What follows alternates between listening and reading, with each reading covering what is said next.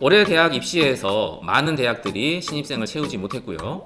이러한 신입생 미충원 현상은 지방대학에 두드러지게 나타났습니다. 지방대학의 위기 문제에 대해서 많은 사람들은 참 위기다 이렇게 공감하는 분들도 계신 반면에 이번에 지방대학들 대거 문 닫아야 하는 거 아니야? 이렇게 싸늘한 반응을 보이시기도 합니다.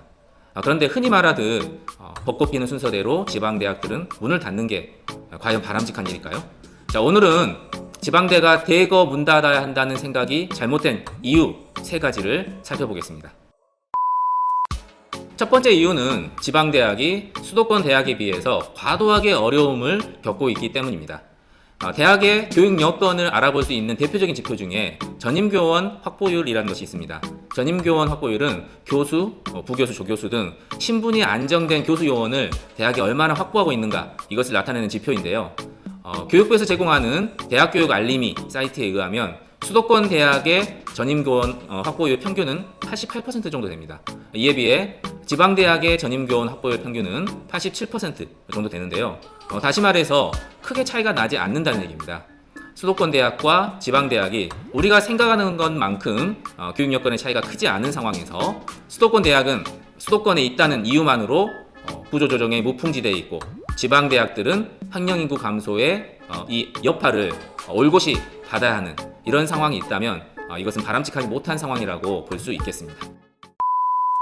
두 번째 이유는 어려운 여건 가운데에서 교육 여건을 개선하고자 하는 대학에 대한 지원이 턱없이 부족하기 때문입니다. 학생 수가 감소하게 되면 대학의 재정 여건이 나빠지게 되고 재정 여건이 나빠지면 교육의 질이 또 낮아지게 되죠. 그리고 교육의 질이 낮아지게 되면 학생들은 더욱더 그 대학을 선택을 안 하게 됩니다. 이러한 악순환을 많은 대학들이 겪고 있고 그 어려움은 지방대학에 두드러지게 나타나고 있는데요.